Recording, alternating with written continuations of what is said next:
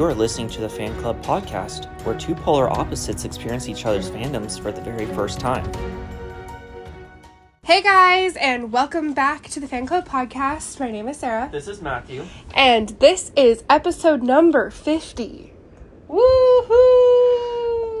Technically, it's not our 50th week, because we had that whole month of, month of pure, chaos. Yes. Why did we torture ourselves? So this is episode number 50. Kind of crazy. So we are going to be doing some stuff slightly different for this episode because it is technically for a new movie.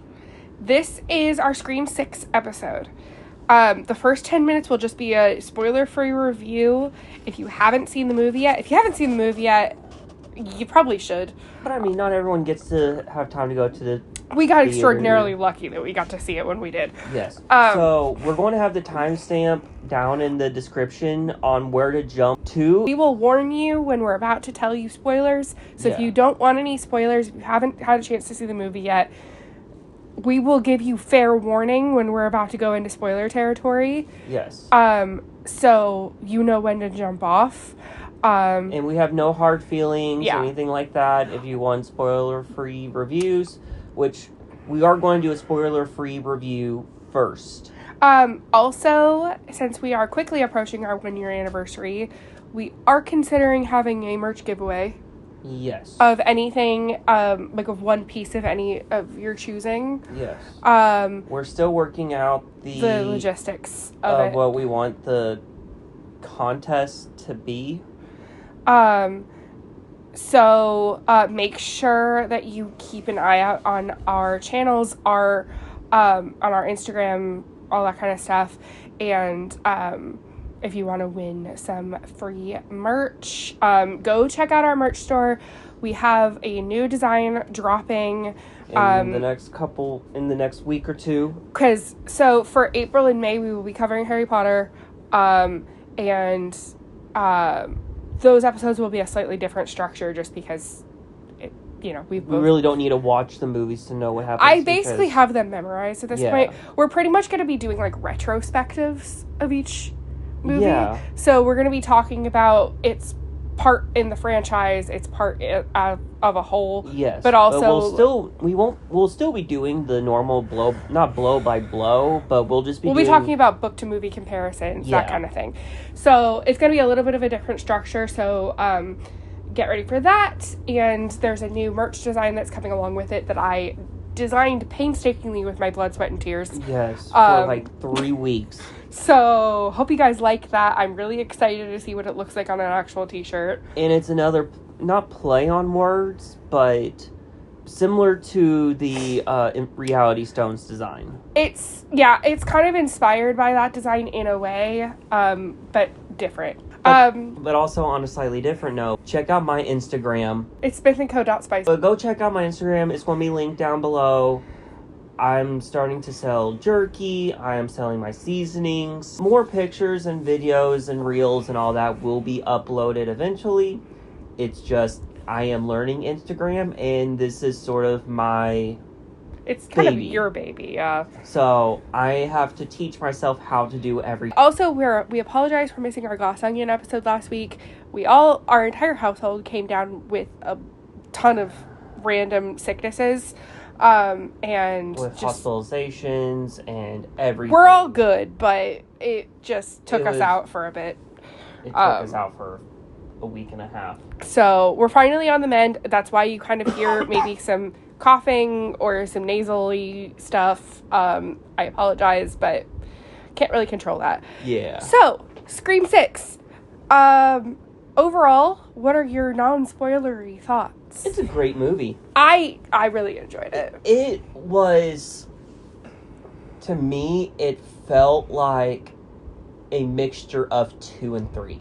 I honestly, and from the discourse I have been seeing... And I will explain more why I believe it is similar to 3, which you didn't even think of originally. I've been seeing a fair amount of discourse on Reddit and things of there are a lot of this movie tends to be pretty polarizing, and I feel like 5 was pretty polarizing too. Yeah. 4, 5, and 6 have been polarizing because they are vastly different. Personally, Personally, then... I think this is my favorite next to 1. Okay. I mean, 1 is everyone's favorite. Yeah, you can't beat the original. Besides with Harry Potter. Also, I apologize if we try to limit our profanity and our talk of violence and things of that nature, but it's kind of hard to skirt around because in this movie. So, if you do get...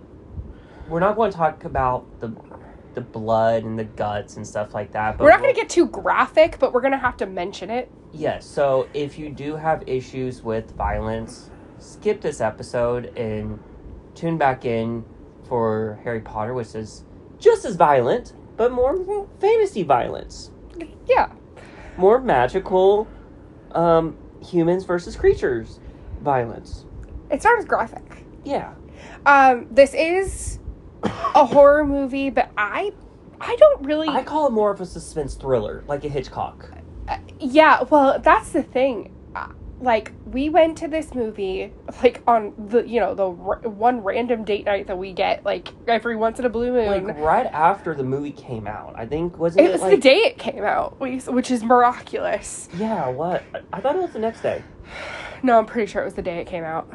Yeah. And the entire movie, we were sitting there on the edge of our seats. Yeah. What blew me away was, we were in a theater full of people who were clearly big fans of this franchise. Yes. People were gasping, people were reacting, people were cheering, not, like, obnoxiously so. There was a family that had, like, very small children in our theater, which I thought was very weird, but... The last movie, or really the only movie I can think about people, like, cheering like that, like, gasping and stuff, was Endgame. Well, and it was a pretty small theater, too, but even, like, we were sitting there waiting for the movie to start, and... People were talking about their theories and stuff like that. There was a couple of guys that were watching the opening to Scream 1, like, in the theater on their phones. Mm-hmm. Clearly people were really excited, and, like, myself included, and I was just, right off the bat, was just, like, so excited about this movie. I think this movie did such a good job of subverting expectations. Because we didn't know what was going to happen. I mean, you never do. No, but, like... It very easily could have been a schlocky, run-of-the-mill slasher.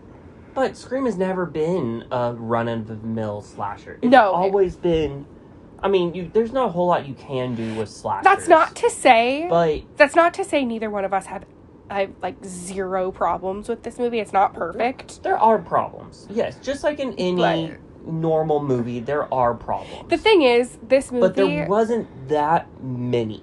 Personally, I think this movie had both of us on the edge of our seats most of the movie, especially during certain scenes, and if you know, you know, if you don't, you don't. One scene freaked me out. Yeah. I don't know if we're talking about the same scene, but yeah.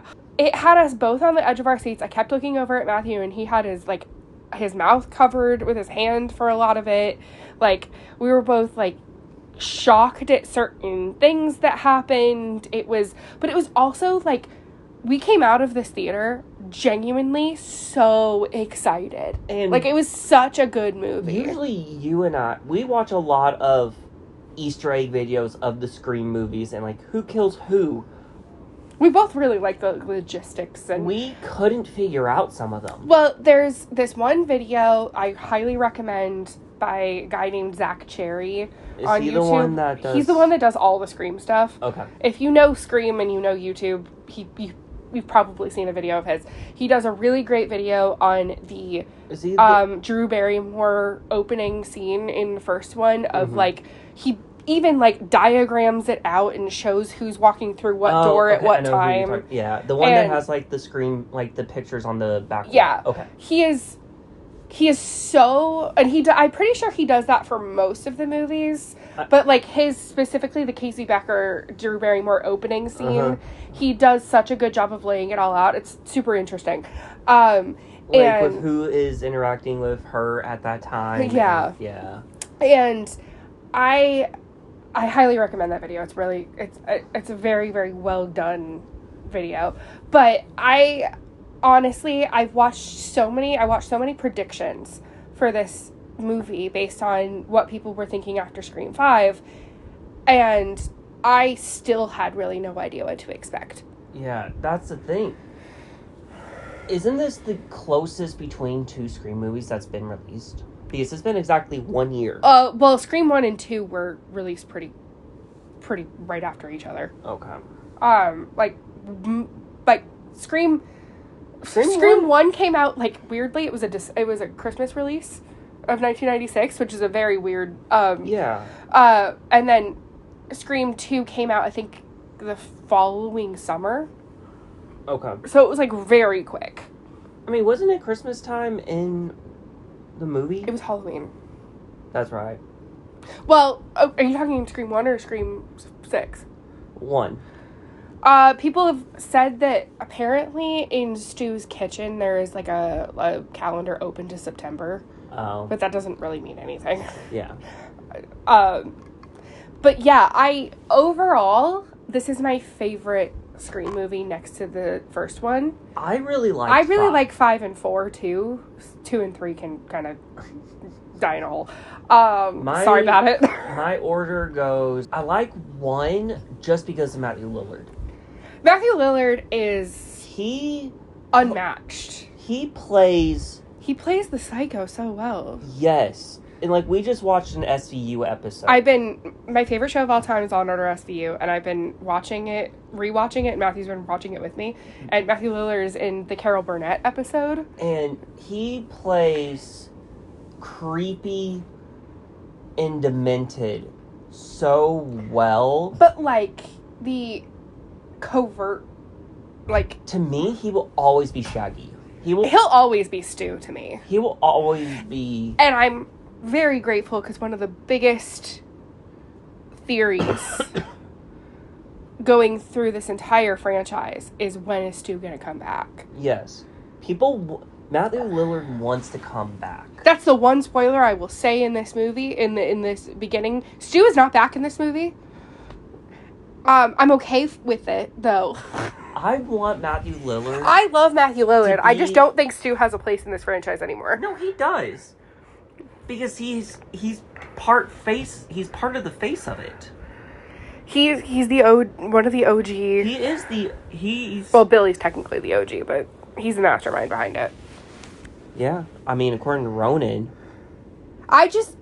We're kind of derailing here, but, like, one of my favorite Stu moments is my parents are going to be so mad at me. It's like, and he's so worried about, like, he basically his whole thing was peer pressure, which really, he's the psychopath, Billy's the sociopath. But you didn't think about this until I brought it up that night. When Stu, which we'll go more over this whole thing in October when we do Screamtober. Yeah. Which, by the way, we are covering the entire rest of the Scream franchise in October. We just wanted to catch this one while it was hot. Yes. So, we were talking about that line, and something came to mind for me. It's not because he was scared of being caught. It was scared because he made the mess. Yeah, because there's blood everywhere. There's blood everywhere. House is destroyed. Anyway. Which, you didn't think about that. Overall, what are your final non-spoilery thoughts? Because it's really hard to talk about what we like and dislike without talking about the spoilers. It is really, really What do you think good. about the cast?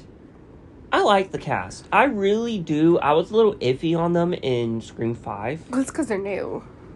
Yeah, but also with Samantha Carpenter. Melissa Barrera. The only thing I ever saw her in before Scream was In the Heights. Oh, yeah, she's Vanessa in The Heights. And so that was the only thing I've ever seen her in. Is that Vanessa? Yes. She's the one that, like, wants to be a fashion designer, right? That's Vanessa. Yeah. That was the only thing I've ever seen her in. So I was a little hesitant because I didn't like her character in The Heights. A lot of people in Scream 5 really came for her. They thought that she didn't do a very good job acting. I don't see that. She did a good job, but I was a little hesitant at first. Realistically, I think it was a writing issue and not a No, I'm not blaming issue. I'm not blaming the actress at all. I'm just saying I had a hard time with her because the only thing I ever saw her in before was... Fair. I mean, I kind of had a similar reaction in The Heights. I kind of had a similar reaction to Jenna Ortega in a similar way. Yeah. Because, I mean, I haven't seen Wednesday because it's not really my cup of tea. I heard really good things about Wednesday.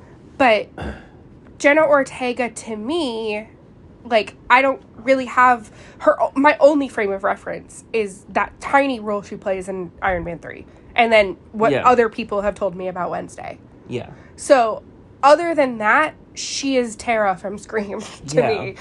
Like... I feel like the actor will forever be the first role that you see them in. Yes. I'm kind of still iffy on Mindy a little bit. I didn't really... She's literally supposed to be Randy. That's the thing. Everyone... They're their archetypes, sure, but that character is a little bit exhausting. I liked her a little more in this movie. Besides Sam that one scene, we'll get to it. Besides Sam and Tara... They didn't really copy anyone else. So, supposedly they were going for, with the core 4, they were going for that OG Gail, Stewie, Sydney, Randy, I guess. But that's the thing. OG survivors. But here's the thing. I wouldn't call... Then they killed Randy in Scream 2, so is that foreshadowing? But I wouldn't say Sam or Tara... are Gail or Sydney. I'm not saying, like... But... Sam's supposed to be Sydney. I don't know. I think that's... I see Chad as Dewey. Because they're, like, the lovable doofus. Yes. I see Mindy as Randy. Speaking of which, did you know that Mason Gooding is Cuba Gooding Jr.'s son? The guy who plays Chad? I did not. That's Cuba Gooding Jr.'s son. Really? Yeah. Oh. I was hesitant on Mindy and Chad in the first... Tara seemed very young to me in the first... In Scream 5, I guess. Mindy and Chad, I just wasn't really buying their chemistry with the other characters. Yeah. As much. I like them in this movie, but I think that's kind of typical for, like, new characters versus characters in a sequel. Yeah. So, and then overall, like, the newer characters, I just don't think we got enough time with them. No, I mean, really care. We don't really ever get a whole lot of time with the new people that are introduced. And like, we'll get a little deeper into this once we get into, like, the spoilery territory. Yeah. Overall, though, this movie, like I said, really kept us on our toes. Yes. It was... I cannot wait to get it on digital and rewatch it in my own home, be able to pause, and especially the subway sequence. I can say that. That's the scene that freaks me. Well, there's also a crap ton of cameos. Yes. And because it takes place on Halloween, so there's, like, a ton of cameos and costumes and stuff. We might, when this goes to streaming, we might redo Scream 6 to do a more detailed and have a special episode in October. Like a mini-sode? To be released on Halloween.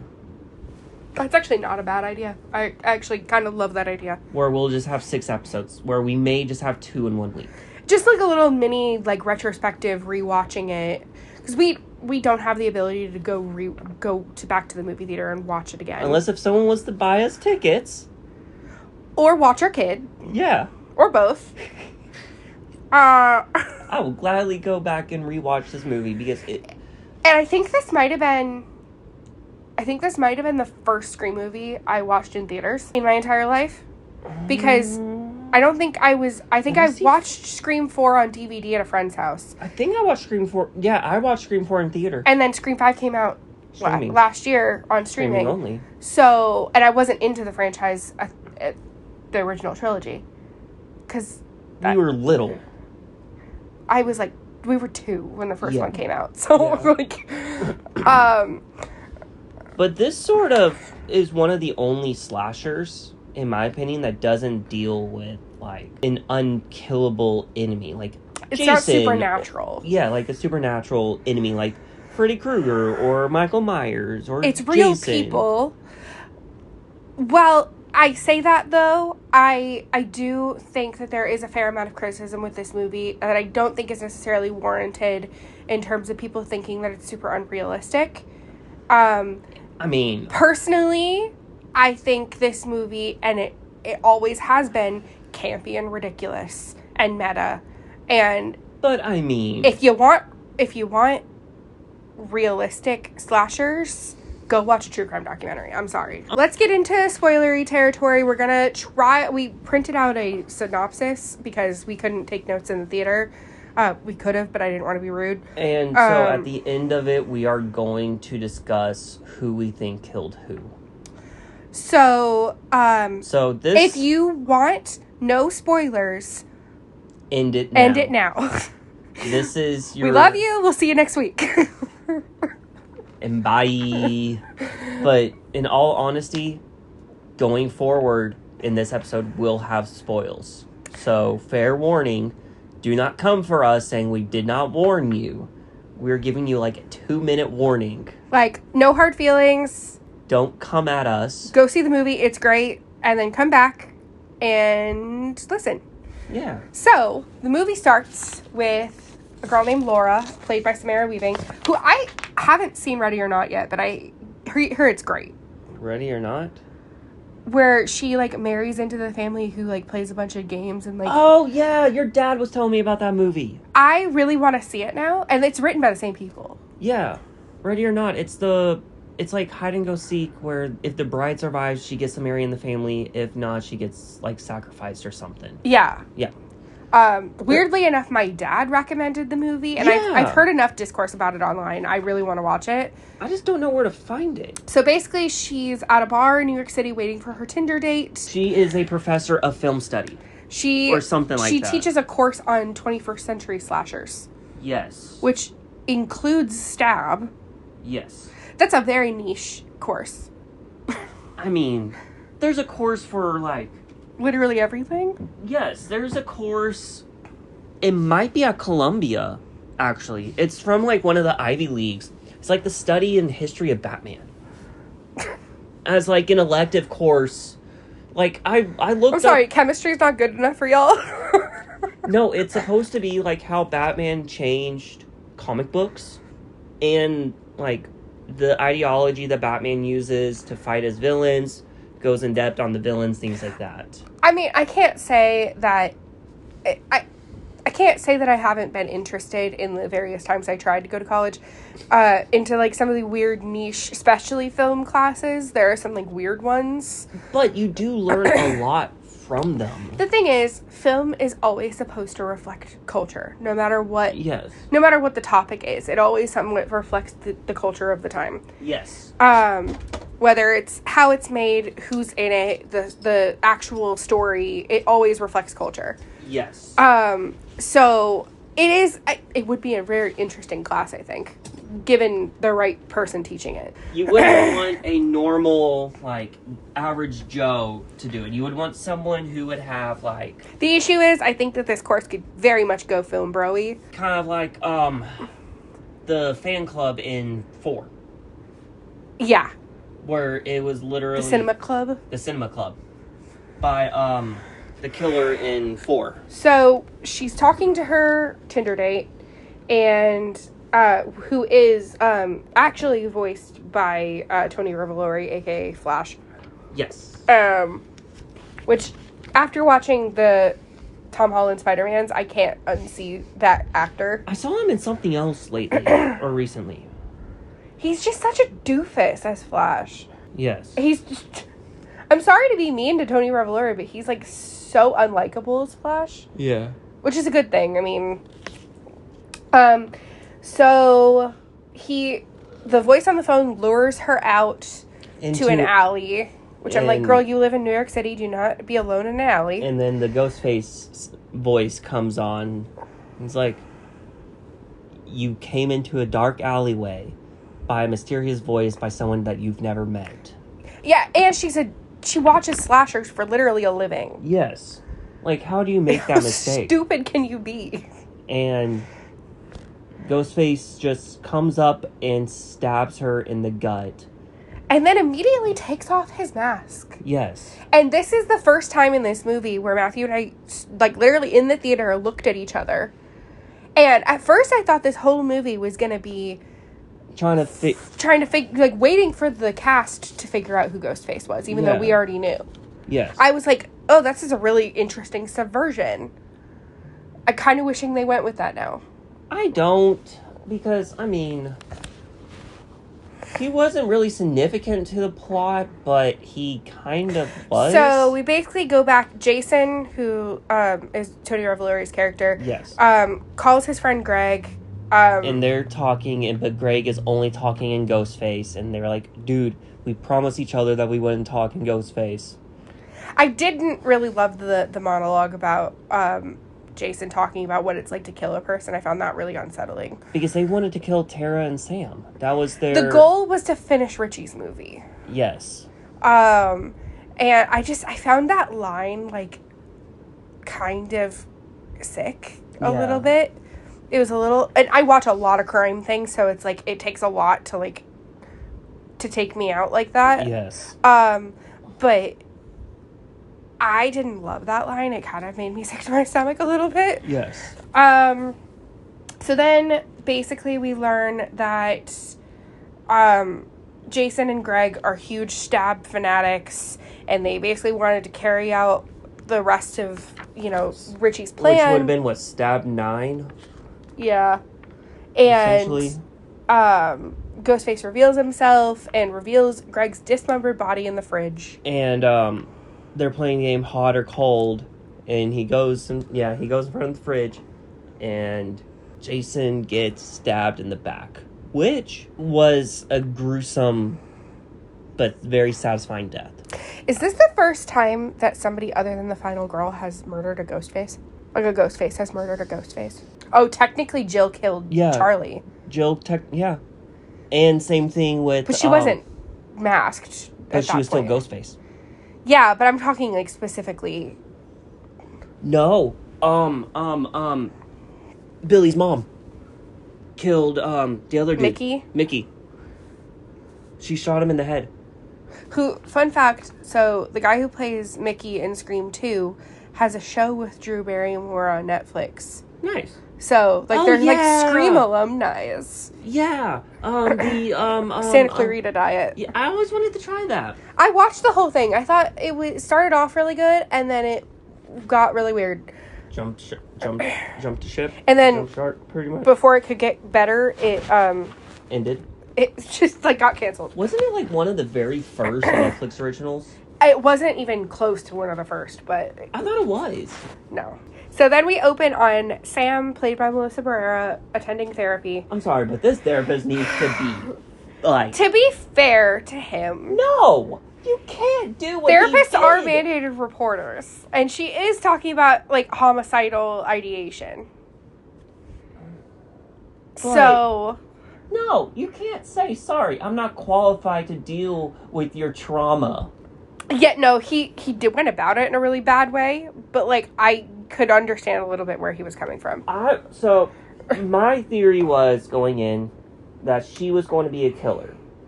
I'm really glad they didn't do it. I know, but it would have been interesting for the first time ever to have a... Final girl snap.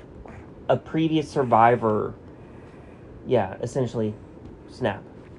Because we've been doing this final girl trope since, like, the dawn of time. It would be a really interesting subversion. Where one just snaps. I've heard that they wanted to play around with that with Sydney, but, like, they just never knew how. Yeah. They didn't want to completely assassinate her character. Yeah. I don't blame them. But, I mean... But still, you can't say, I'm not qualified to deal with your trauma. Leave. On one hand, I think... On the first session, no less. On one hand, I think if a therapist... No, was it the first session? I think so. Or no, he had been seeing her for 6 months. Yeah. On one hand, I think if a therapist does not feel equipped to deal with, like, that patient's specialized issues... Recommend someone else. Refer them. Mm-hmm. Refer them to someone else. Don't say, I'm not qualified to deal with your issues. If a therapist has a patient that has, like, schizophrenia or something, and they're not well versed in schizophrenia, they will recommend someone or bring someone else in. That's just an example, but I know what you mean. They'll bring someone else in. I mean, it's the same when you go to a doctor. Yeah, if you have cancer, you're not going to go to a, ear, nose, and throat doctor. when I went to the emergency room for pneumonia, they had to run like every 15 different book. tests on me to figure out what was wrong. Yes, that's why we didn't have an episode last week. I was in the emergency room for like a day. We all good though. Yeah. So Sam basically reveals that she has homicidal thoughts and that, you know, killing Richie brought her joy. It felt good. Which was why I was hoping that she was going to be the killer, because she doesn't only enjoy the killings, but she was smiling when she killed Richie. This is the one thing in this new trilogy that I dislike. And I disliked it in Scream 5 too, is this notion that the serial killer gene is a thing. I mean, it's always... I just think it's dangerous territory. But it goes back to nature and nurture. No, and I agree with you, but it's been... But I mean, Sydney's killed enough. Sydney's killed plenty of trauma has a weird effect on people, and that's not what I'm commenting on. It's more specifically, I just worry how the framing of this character is the effect it's gonna have on real life children of serial killers. Yeah. Because because your parent is a serial killer does not mean that you're going to become one. I mean, look at Criminal Minds. There was that one episode where it was it was where the father got dementia and the son was finishing off the father's. Yeah, Is it sad that I can name? Yes, I'm the same way with SVU though. But like, I mean, I'm not an expert in any way, but I'm pretty well versed in true crime, and I'm pretty well versed on the way that true crime is interpreted, and usually interpreted wrong. But I mean, if you grow up in, I'm just using this as an example. If you grow up in a household where a person is drinking 99.9% of the time, you're going to be predisposed to being an alcoholic. Yes. But I'm not saying... I completely get what you're saying. I'm not saying that it's genetic, because you can't...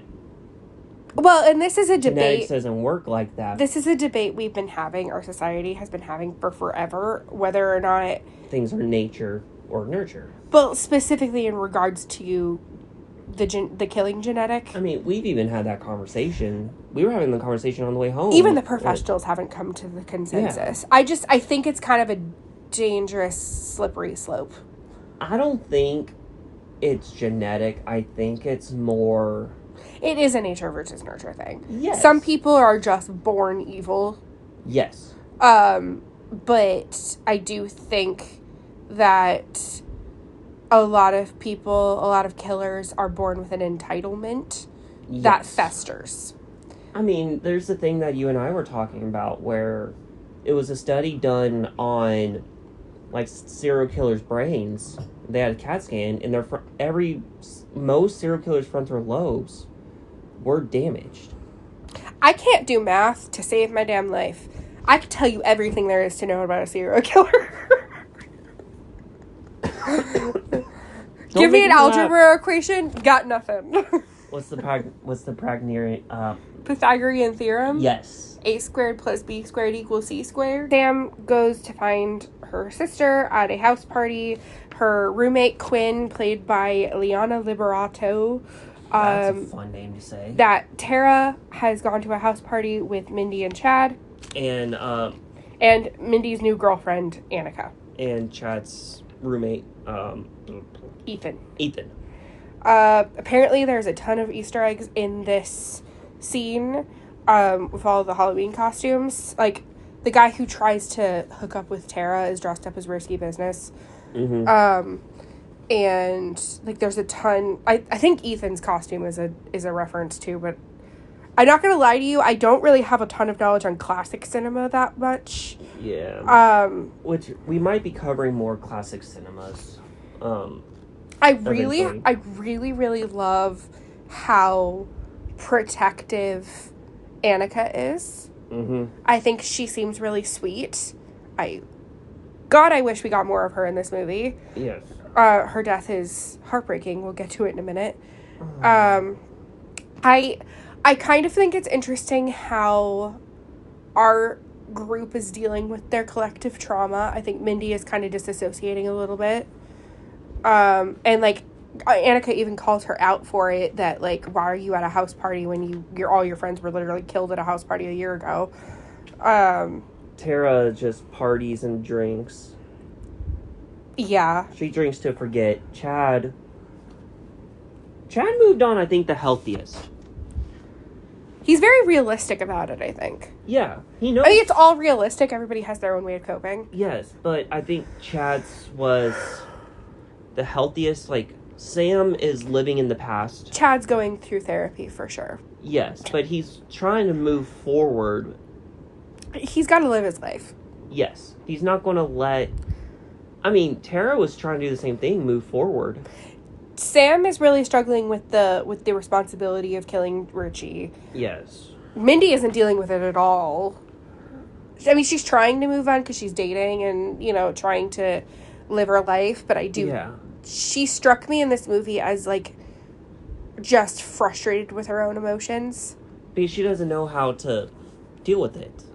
I did really enjoy this through line of Sam being, like, kind of ostracized and... People believe that she... masterminded it? Yeah, that she masterminded Scream 5. That she framed Richie and Tara. Yeah.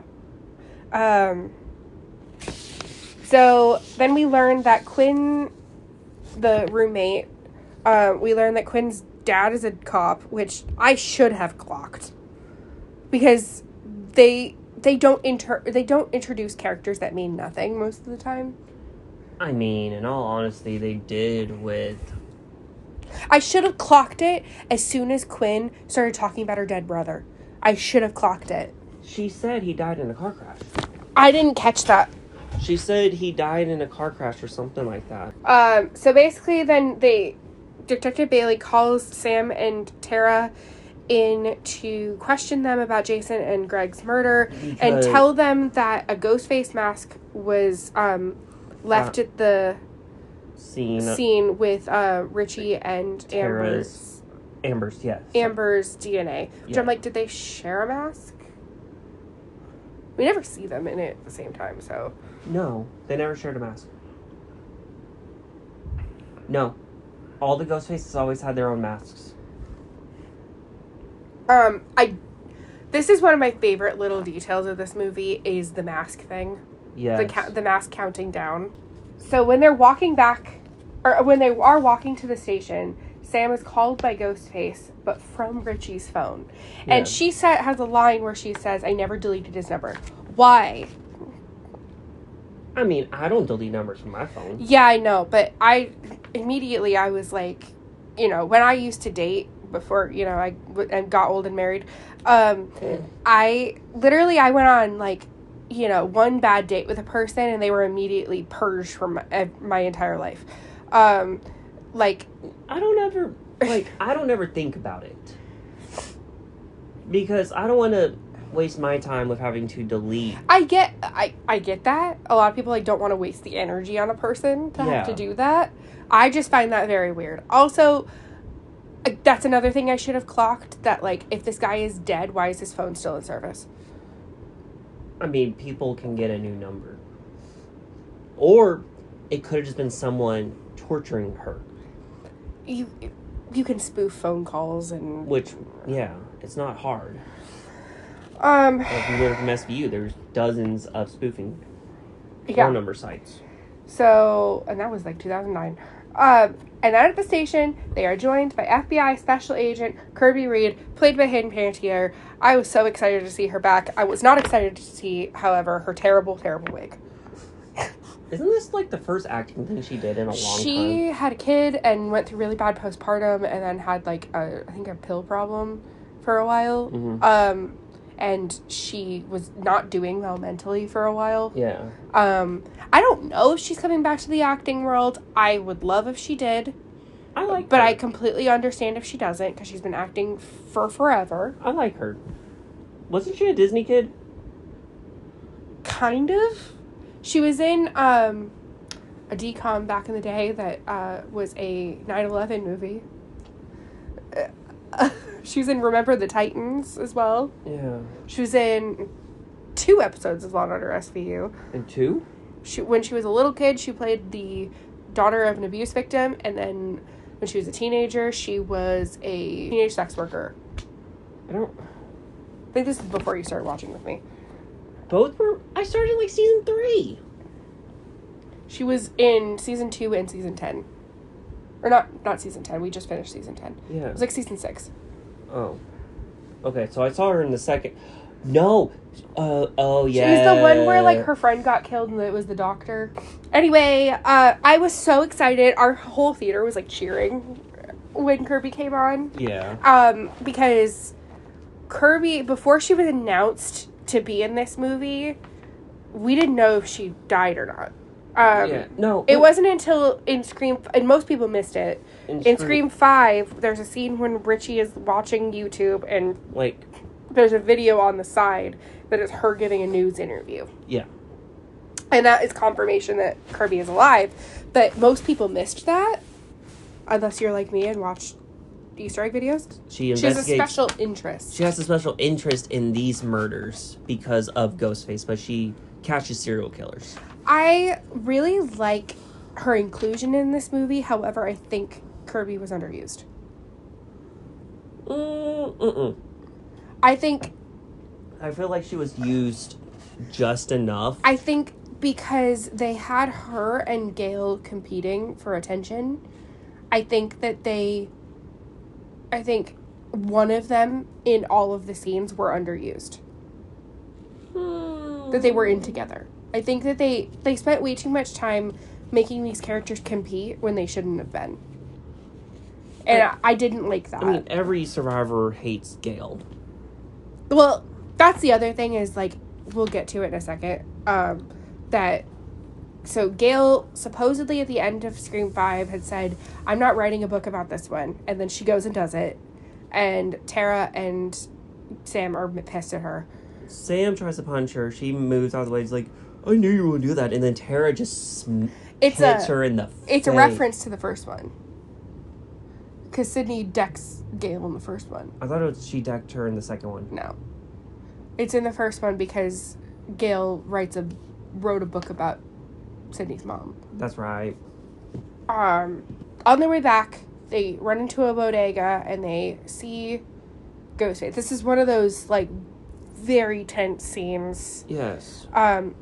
Ghostface has a shotgun? No. So, he stole it from... Yeah, no, I know. He took it from the, They used that shot way too much in the trailers, I'm telling you. Yes. But, so here's my theory. Every time the Ghostface leaves a mask for that person, so, like, the first mask that was left, 2 people were killed. Well, 2 people were killed. It was the cashier guy and, like, a random patron. So, they were trying to kill 2 people. They were trying to kill Sam and Tara, but failed. So they killed 2 other people and left the mask. So my theory is the killer of the mask that they're leaving was the only one that... Richie's and Amber's mask. Jason and Greg were killed. Yes. For... Charlie and Jill. For Charlie and Jill's. 2 people were killed in the bodega, right? The cashier and the patron. Yes. And then... Roman's was... the therapist. Yes. And then it was Mrs. Loomis and Mickey. Wait. Or no. Yeah, Mrs. Loomis and Mickey were the 2 killers. Yes. And then Scream 2. Yeah. And it was Quinn and... Annika. No, not Quinn. Quinn's boyfriend. I don't think we ever have a name for him. No. Quinn's boy toy. Quinn... she's not dead. Every time Ghostface killed and left a mask, they only ever killed the number of people that there were killers for that movie. And their intention was to kill Sam and Tara and leave Billy... No. No, because the countdown was... No, because the countdown was Nancy Loomis, Stu, Billy. Yes. And that was the Ghostface reveal. Yes. So it wasn't leaving the masks. It's just coincidence that every time that they killed someone, it was just happened to be the number of killers Because in that movie. the mask left the apartment after Quinn and Annika. Yeah. Was Mickey. Mickey's in. It was only one mask. No, I know. It was only ever one mask left. Yeah. But there was always 2 DNAs on it. Yeah. It was Mrs. Loomis and Mickey's DNA were on the mask that was found at the apartment. Yeah. So, Dr. Stone's death is one of my favorites, though. Like, it was brutal. Smashed through a window and then stabbed in the eye. And then Ghostface steals Sam's file. Yes. Because she gave Dr. Stone as her alibi. Yeah. And so they needed to, like, to pin it on Sam. They needed to make sure that she didn't have an alibi. Yeah. Then, this is the one scene of this movie in its entirety I didn't like. Is the rules scene. The what? The rules scene. I like all of the rule scenes in the rest of the movies. This one was This okay. felt cheesy. I mean, it's not as cheesy as the 4th one. The 4th one was cheesy. Yeah, none of them have the same charm as the everybody's a suspect scene in the video store. Yeah. 5 was fine in the living room. Yeah. I don't know. I think Mindy she tries way too hard to be Randy. Yes. And it's like, I get that she's the archetype, but basically she's laying out rules of a franchise. Because we're no longer in just a regular run-of-the-mill slasher. We're in a franchise now. Yeah. And she names a ton of franchises, and she basically says, nobody's safe, not even the legacy characters. Cough, cough, yes, they are. Yeah. And she names a bunch of legacy characters that got killed, i.e. Tony Stark, Luke Skywalker. I know nothing about Star Wars. Has I established that yet? Like, legacy characters always die in franchises. Which is why I think that's why they did so good killing Dewey. Yeah. As much as that hurts. Like, I think that they could have gone so far killing Chad. Not to jump the gun, but... Yeah. Because Chad was Dewey's character. If we're looking at them as archetypes, Yes. does that mean Tara is Gale? Yes. Because I don't really see that, but... No. She's Sydney. I guess. So does that mean Sam is Gale? Yeah. Doesn't really make a lot of sense, but whatever. She interjected herself into the attacks. That is true. If she stayed away from Tara, then the killings would have stopped. The attacks would have... Richie never would have gone there, team up with Amber. I think he probably still would have made the excuse to go. I doubt it. But to be fair, if we're looking at it objectively, I think Richie probably played Sam right into his trap. No, Sam has to be Sydney because dated the killer. It's always the boyfriend. Not in this one. No. In the first one. It's the boyfriend. Yeah, I know. Um, I think they should have done, in my opinion, 1, 2, 3, and then 4, 5, 6 as its own. Not with 4 being a continuation from the original. 4 is kind of the middle child the bridge. here. But you see what I mean. Like... Yeah, I do. I like 4 as an isolated movie. I don't like it as part of the franchise. Yeah, because 4 is kind of that awkward middle child. Yeah, where it didn't really need to be made. If we stuck with the original trilogy and then they tried to reboot later, like this franchise, it would have been fine. I don't think it would have done well. I don't think so. Because they needed... No, I agree, but... They needed 4 to bridge... To write out the old characters and write in new. Well, at the point that we are now, as of the end of March, the Scream 6 has already done better than Scream 4. And it's only... Scream 6 is doing better domestically than Scream 4 ever did overall. Yes. If that paints a picture how Scream 4 did. Yeah. But also it was 2011 when it came out, and it was... Yeah, it was just kind of like... Or like nobody cared anymore. 2013-ish. The original Scream fans didn't care anymore. Yeah. And new Scream fans were just beginning. Yeah. And so it was at that weird, awkward phase. So, the core four have dinner, and basically Sam is like making eyes at this guy across the way the whole time, and we later figure out that he's her boyfriend. I don't know why she's keeping him a secret. I think it's kind of dumb, but... No, she tells him at this point. No, I know, but like, it's just, I don't know why you're being so squirrely about it. Because her last boyfriend tried to murder her. Fair, but why are you keeping it from your friends? Because she doesn't fully trust him. She wants to fully trust him first. And then they hear noises coming from Quinn's room, which they just chalk up to her and her hookup. Yeah. But and then Quinn gets like thrown out of the room, and they go in and find... No, Danny, her boyfriend, shoots them a picture. That's right. They get Ghostface in Quinn's room. Yeah, because he's trying to get their attention, but like he can't. And they're in the same building, but across the way. And he airdrops them a picture. Yeah. And she basically gets thrown out into the living room. We'll talk about it at the end of the movie when we figure out all the killers, but this doesn't make a whole lot of sense in the grand scheme of things. Like, how would she... In my personal opinion. But, like, how did Ghostface get in? Because they had, like, 4 locks on the door. How did Ghostface get in? I thought Ethan was there prior. No. Because weren't they watching, like, a news story? Or was that earlier? That was earlier in the day. Because presumably, Ethan goes to class. Yeah.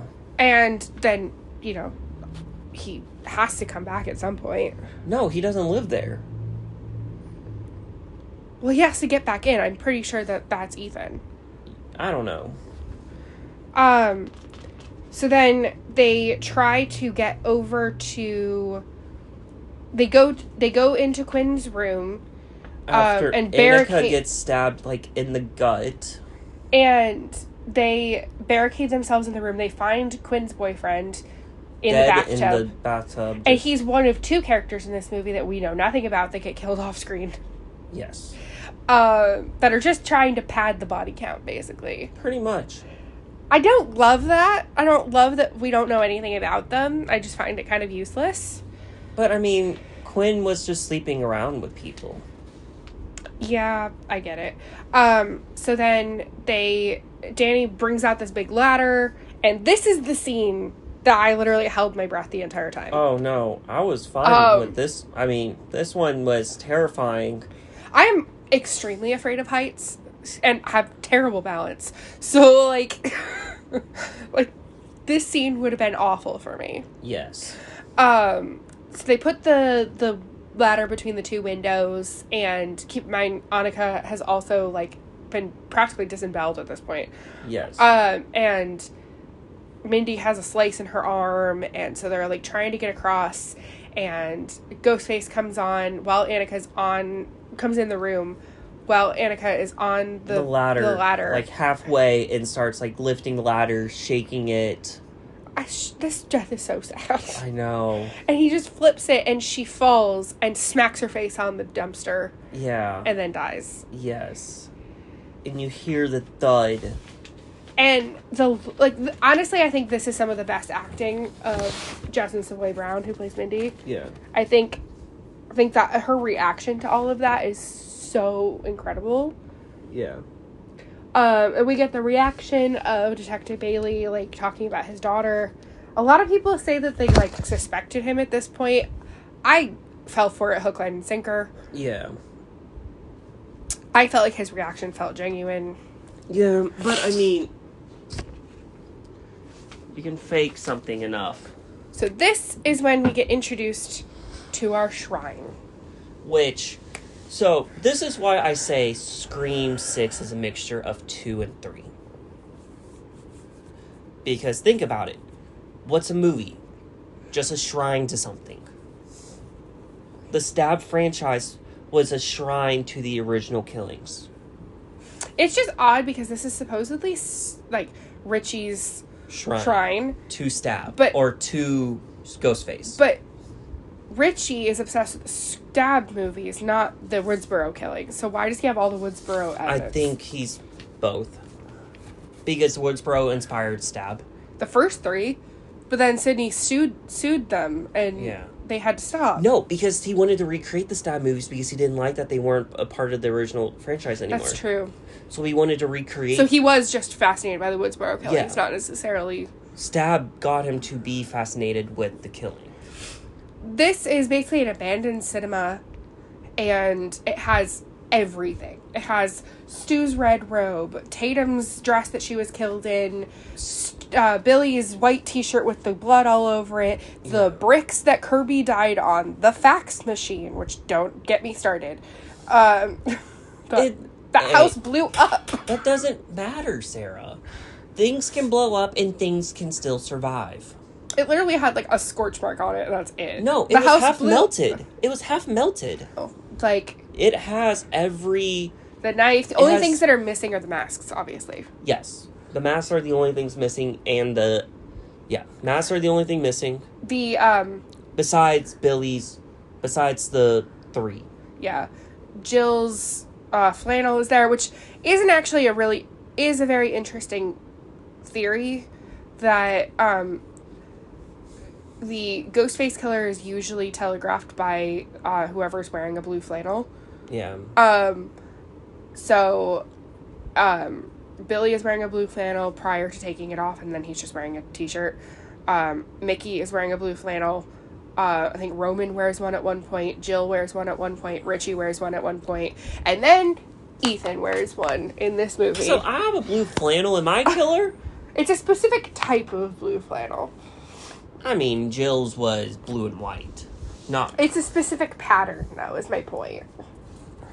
And I think going forward, I imagine they're probably going to do that less because it's a pretty widely known fan theory. Yeah. And so I imagine they're probably going to be very careful about not dressing people in blue flannel.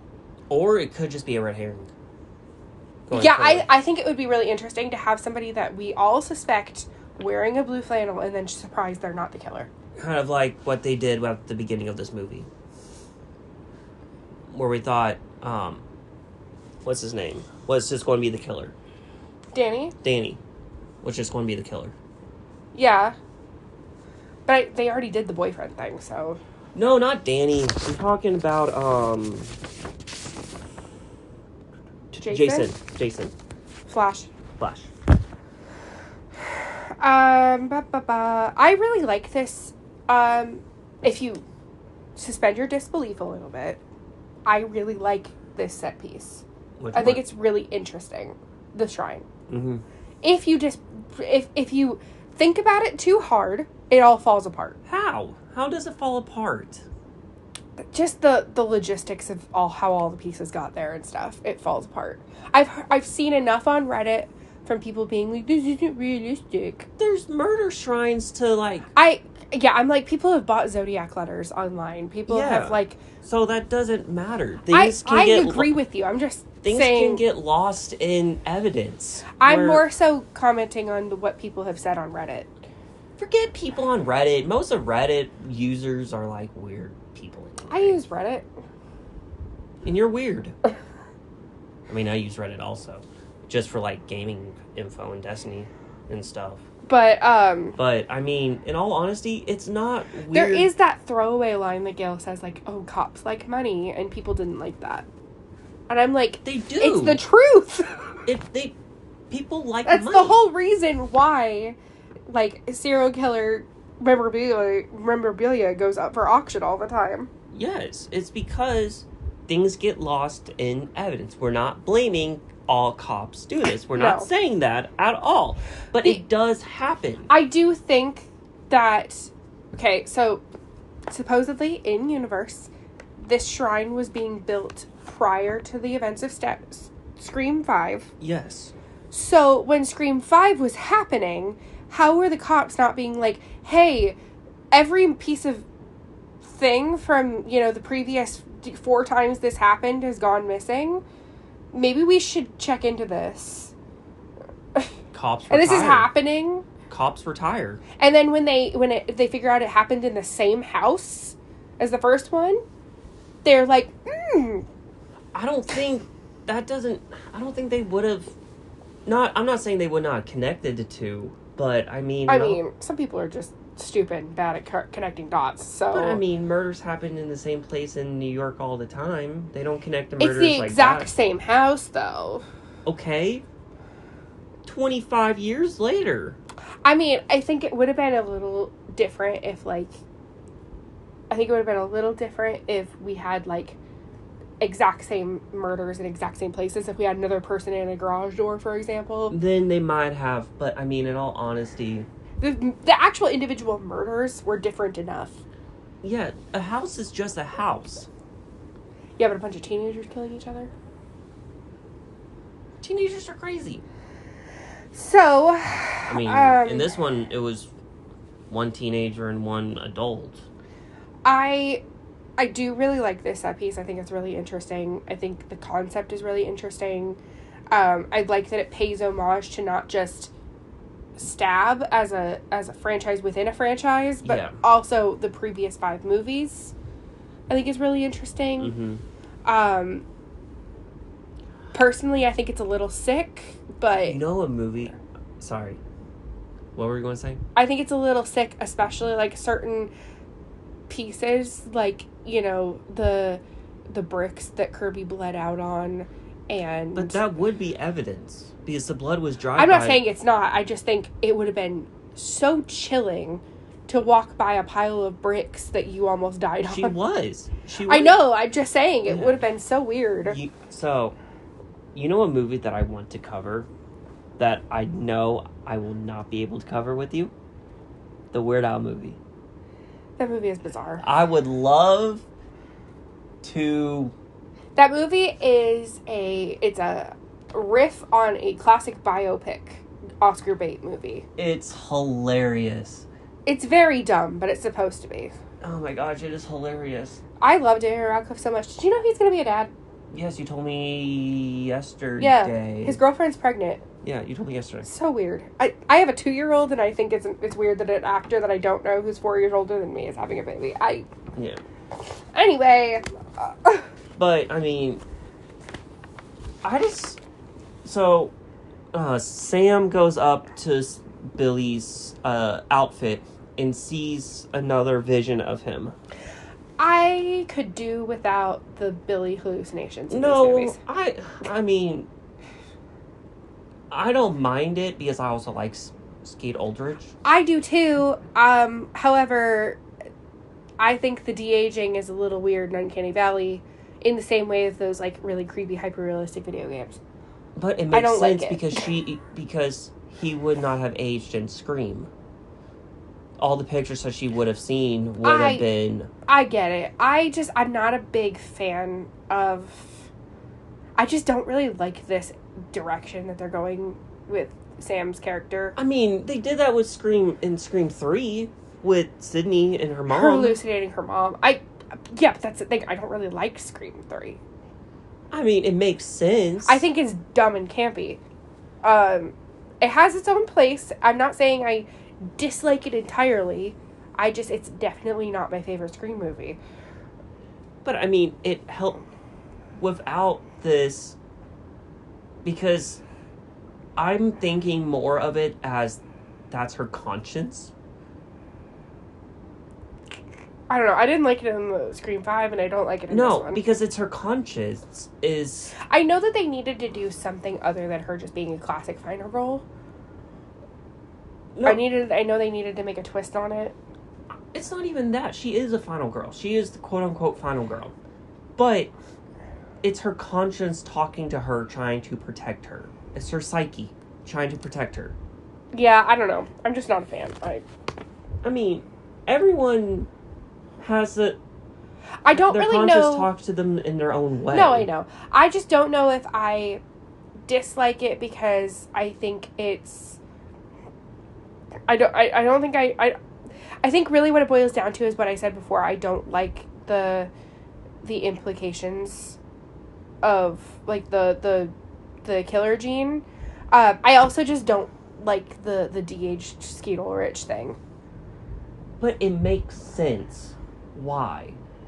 I just find it creepy. But it makes sense why, though. Because if she was hallucinating... It's just one of those things I need to suspend my disbelief a little bit more than I typically would. If you can...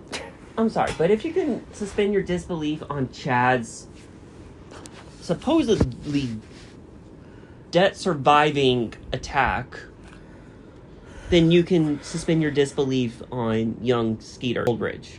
If you can suspend your disbelief on Chad being stabbed and turning into Swiss cheese, then you can suspend your disbelief on that. I'm sorry.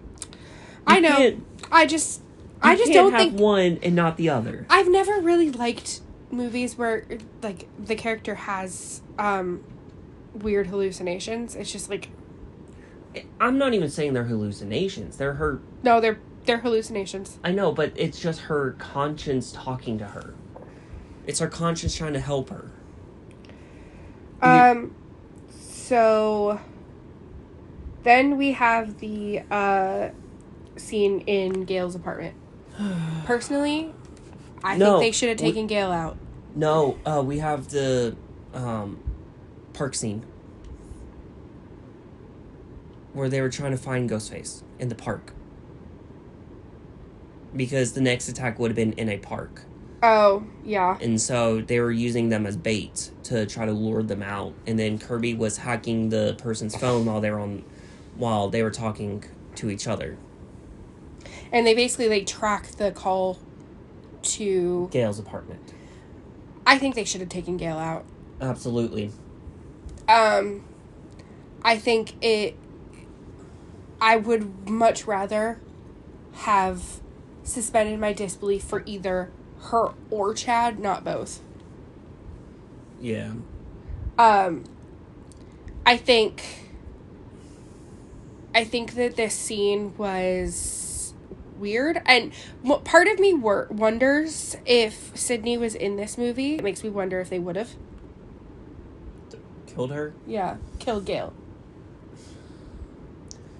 I doubt it, because Gail is, I hate to say it, but important to the plot.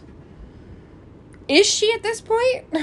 She's part reason why the Stab movies were created. True. Was because she made a book about the killing. I just find Gail to be reprehensible. And useless. In a lot of ways. And a lot of people found this scene very tense. I'm not one of them. It was a tense scene. I do really like how she Star 69 and 7. Mm-hmm. I think that's really funny. And kind of a callback to, like, the early 2000s a little bit. Yeah. Because even though that's still a thing. But, like, you know what I mean? Mm-hmm. It's less of a thing now, because we have... caller ID. Yeah.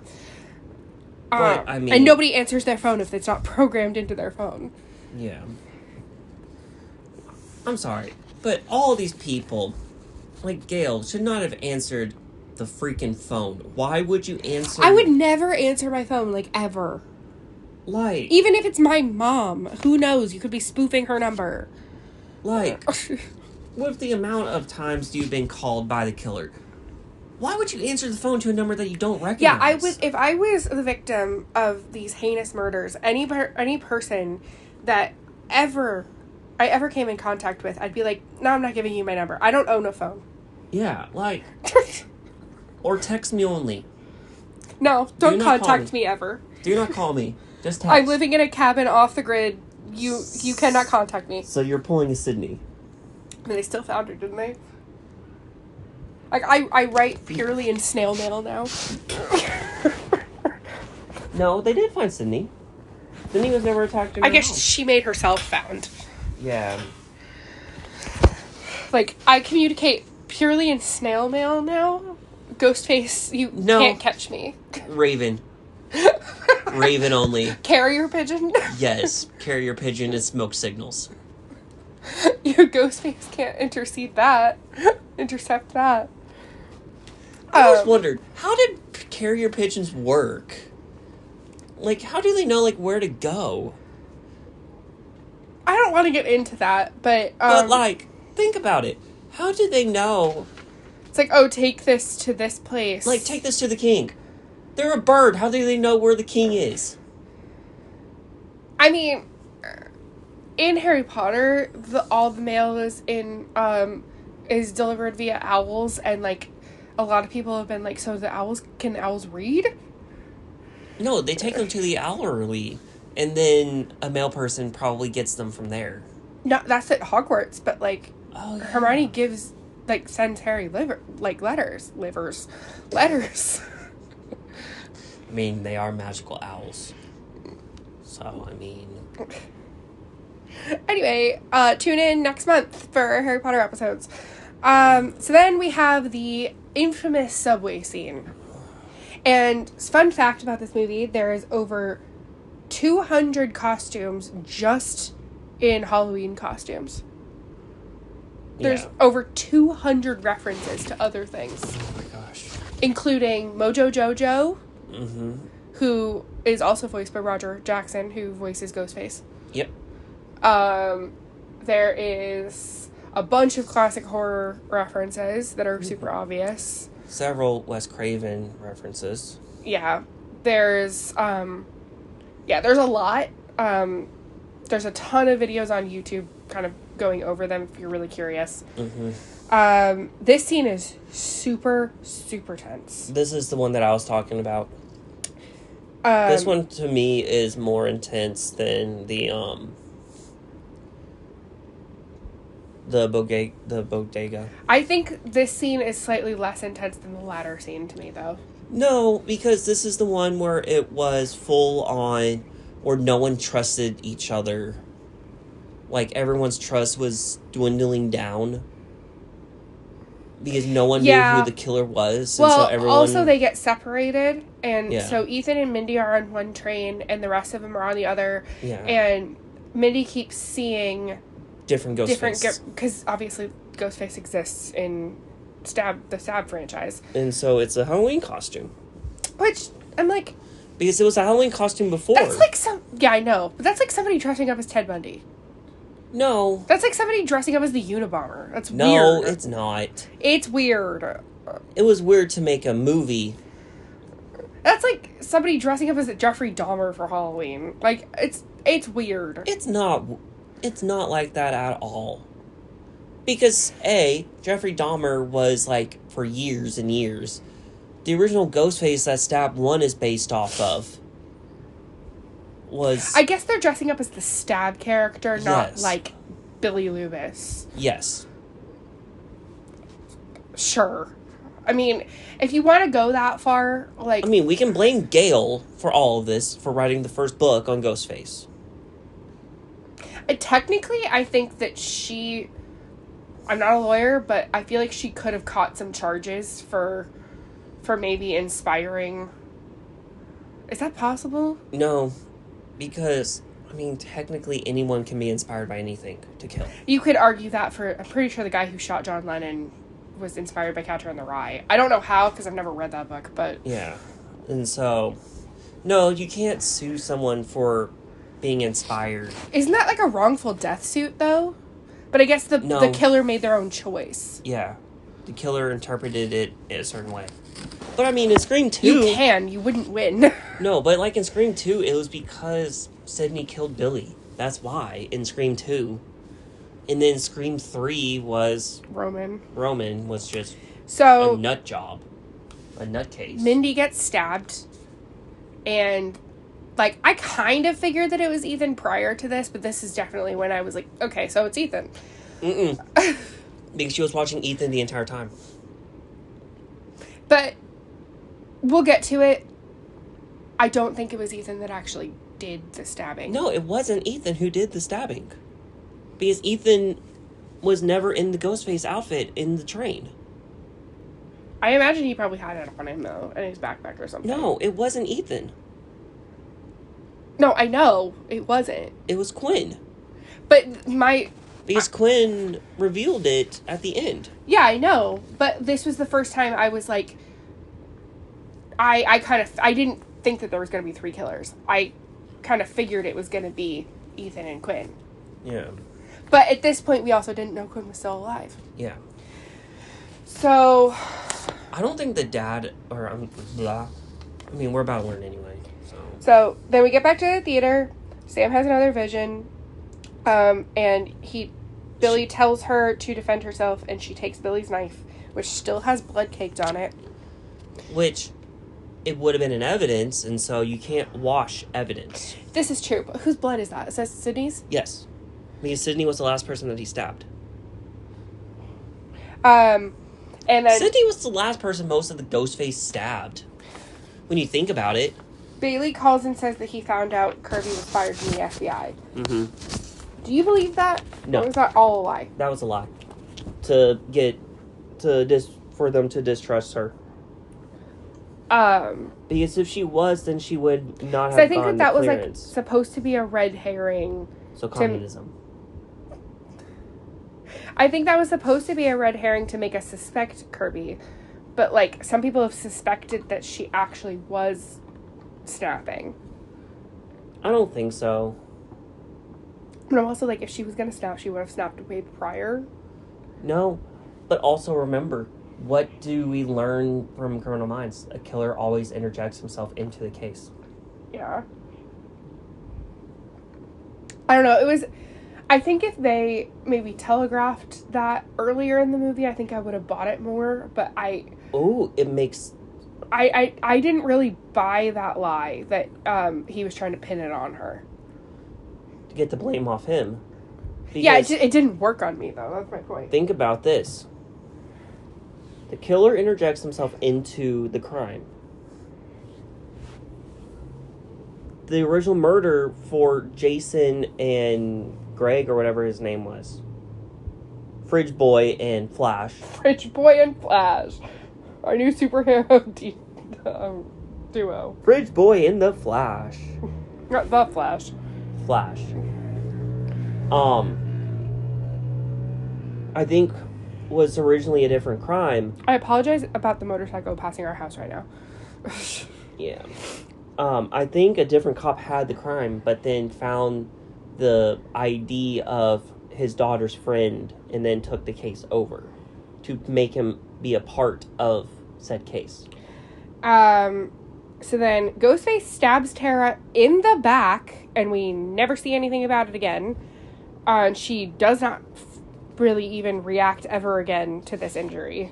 I mean, she's been stabbed several times now. But I do love that she has a scar. I was just about to bring that up. I loved that continuity where you see her hand earlier in the movie, and she has a scar from when she's got. They could have easily forgotten about that, but like in the first movie in Scream 5, she gets stabbed through the hand.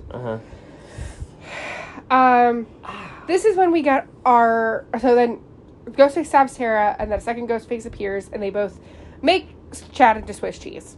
Which Chad should have died. There's no ifs, ands, or buts. He should have absolutely died. He got stabbed 15 times on both sides. Yeah. And they magically missed every single organ. He didn't... Because part of me is like, oh, they must have just missed... or they weren't stabbing that deep, but like...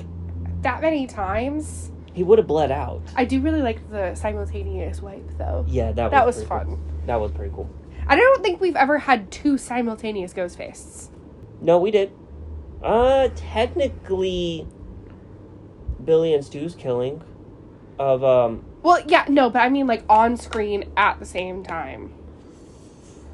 Not in the outfit, no. Yeah. This is when we get our Ghostface reveal. So that... Didn't know. It's Bailey, Detective Bailey, and Ethan, and then we learn that Quinn faked her death. Yeah. Which, listen, this is one of the biggest things I have a bone to pick. We literally see Quinn's dead body, supposedly. I mean, in all honesty... People are arguing that, like, oh, we didn't actually see her die, so... I mean, we also didn't see, Kirby's death. Yeah. I guess. Or, you know what I mean. Or we didn't see... Roman faked his death, too. Yeah. Killer always fakes their death. So, you want to talk about the motive? The motive is because Richie is their oldest brother. Is the eldest brother. Bailey has this line where he says, you'll do anything for your... Family. You'll do anything for your oldest son. And there's a shot of Ethan. He looks so offended. Mm-hmm. And Richie made the shrine. I do really like that this whole scene is played to the tune of Richie's home movies. I think that's a really interesting touch. His home staff movies. I think it's really a good touch. Yeah. They started the rumors about Sam online to assassinate her character. Quinn did, because if she died, she would have died a hero. Yeah. Turn the hero into a villain, and then the villain becomes the hero. Love, at this point, after her unmasking, how unhinged Quinn is. She was unhinged in the entire movie. She just hid it very well. Then Sam hits her with one of the bricks and knocks out a couple of her teeth, and then she, like, smiles with, like, blood coming out of her mouth. Yes. And she looks psychotic. Sam and Tara run up to the mezzanine row or whatever it's called. Yeah, the mezzanine. Yeah. Balcony. They're being chased. They get surrounded, Ethan is stabbing at Tara's feet because Tara slips off, and she tells her sister to let her go, and Ethan gets stabbed. I love that Tara lands almost like in a Black Widow pose, and then immediately stabs Ethan in the mouth. And then twists. Yes. He gets basically stabbed in the brainstem. Yes. And then still somehow comes back to chase them in a second. No, Ethan's dead. No, he comes back and she has to shoot him in the head. No. The only one that gets shot in the head is, No, I'm being serious. Like, he comes back and chases them, and then they have to shoot him. I think Kirby shoots him. Puts on her father's outfit. She dons the outfit. And then she calls Detective Bailey to taunt him. I guess this satisfied people being like, I want Sam to be the Ghostface. And this is why I think Sam's going to be the killer in 7. I disagree, but... She enjoys killing. She had a smile because she took the mask off and was smiling as she was stabbing him in the arms. And laughing. And then stabs him in the eyeball. And pulls out his eye. She was smiling. And laughing. I will get to what my theory is in a minute. So then we go outside and Tara and Sam reconcile. And Tara agrees to go to therapy because they all freaking need it. Mindy and Chad and Kirby are taken to the hospital because somehow they both live. No.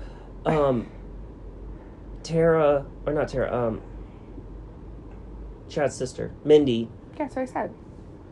Mindy and Chad both live somehow.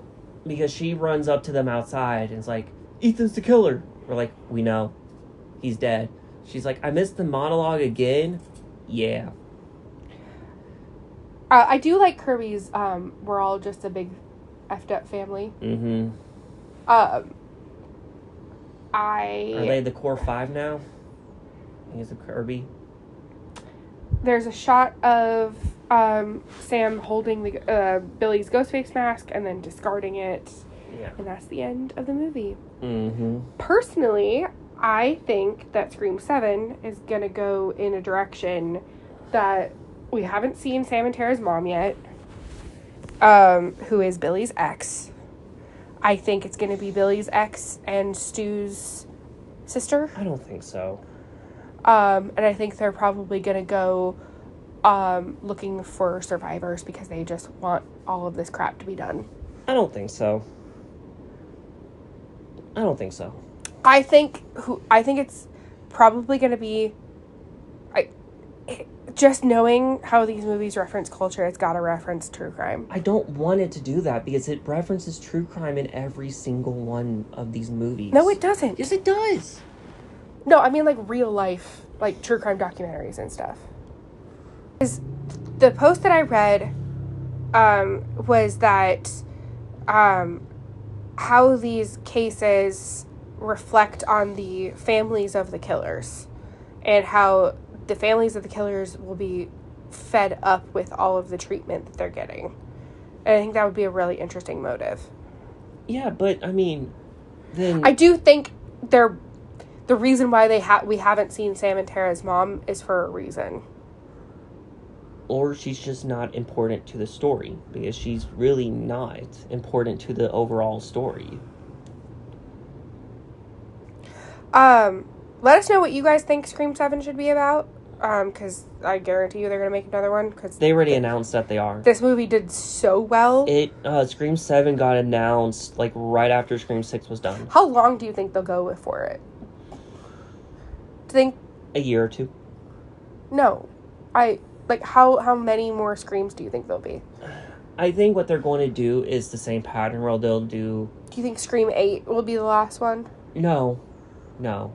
What I think they'll do is kind of like what they did with 1, 2, and 3, where 1, 2, and 3 were released pretty close together, and then there will be a long time before the next one, and then a long time after that one to bridge the arcs together, if that makes sense. Because I think they're going to complete the trilogy for sure. Yes. And if we're doing Scream 5 is Scream 1, Scream 6 is Scream 2, it's got to be like a secret family member or something. But that's the thing. Scream 6 was a mixture of 2 and 3. So we gonna do we already did the whole wanna be famous plot with Scream 5. So I don't think they wanted to be famous. They just wanted to they wanted to fix Stab. Yeah, I guess. They didn't want the fame and the fortune. They just wanted to... But are we going to get a recreation of... We're going to get a new Jill, then? I don't think so. I mean, people still really, really are dying on the Stu is still alive train. I mean... So maybe we'll get that. Even Matthew Lillard. He's the one that started the whole Stu still alive thing. I don't buy it, personally. Because you can survive from a TV. I guess if Chad can be turned into Swiss cheese, then Stu is still alive. Yes. And the TV only fell on him from like 2 feet above him. He was also like electrocuted though. And Chad was turned into Swiss cheese. And so, then he was disemboweled. We have been recording for nearly 2 hours. Tell us your thoughts on Scream 6. Overall, I really loved it. I think it's a good time. I cannot wait to rewatch it again. Yes. Or rewatch it, period. Yeah. And next week we will be starting our Harry Potter series. And if you want to listen to us do all of Scream 1 through 5, come back in October. And with us, hopefully a special 6th episode. So, I think Bailey did Jason and Greg. Then who was talking to them? I don't think that Dad ever killed. I think it was always Gwen and Ethan. Well, no, but Ethan was at the Halloween party the entire time. So it had to be Quinn. Because Quinn wasn't at the Halloween party. She was in her room most of the time, so she could conceivably have been. And no one was home. Yeah. Yeah, it probably... Yeah. Because I don't think Bailey ever killed. I think he was always on the phone. I think Ethan killed, quote unquote, killed Quinn and Annika. Yes. And the boyfriend. That had to be Ethan. Quinn said out loud that she did Mindy and Gale. Yes. And Gale's nameless boyfriend. Yes. I think his name is Brooks, actually, so he's not technically nameless, but... Yeah. for all intents and purposes, his name was. Or Personality list, for sure. Did Quinn kill the boyfriend? Was he dead longer than we think he was? Yeah. Because there was a lot of... Yes, because... That's a really interesting theory, actually. Yeah, because Quinn had to kill the boyfriend because, A, if we were led to believe with Quinn being innocent, she would have screamed when the boyfriend was being killed. Yeah. So... Well, it also explains how... I'm just confused at, like, there are so many deadlocks on that door. Maybe Ethan was hiding in her closet or something. Maybe. Like, he claimed he went to class, or went to the library, or whatever. No, he went to econ. He was in his econ lecture. But maybe... He never left. Maybe he just hid in her closet. Yeah. Like, he said, oh, I'm just going to use the bathroom, and then I'm going to go. Yeah. And just hid, and people thought he left. I think Ethan killed Annika. Yes. And then, Quinn killed Mindy. Or, not killed, but... Attacked. Yeah. Because Ethan... She had an eye on Ethan the entire time. Yeah. And then... That's it, right? We know Flash killed the teacher. Laura. Laura. We know that. Yeah, that's really all that... There wasn't that many deaths in this one. And 2 were off screen, so they don't really count. So 3 were off screen because of Greg. Who attacked the bodega? People have theorized that it's Bailey, but he was at the station the whole time, full of cops. Yeah. So it had to be Ethan. So something you have to understand about this franchise is widely accepted that Ghostface is a mythical being while in costume. The height of the Ghostface does not matter. Yeah. The stature of the Ghostface does not matter because it's 99.9% of the time it's a stuntman. Yes. With an exception of the scene in the first movie when Randy is getting snuck up on. Yeah. That's Skeet Ulrich. Mm-hmm. And then they recreated it in Scream 5. That's Jack Quaid sneaking up on Mindy. Yeah.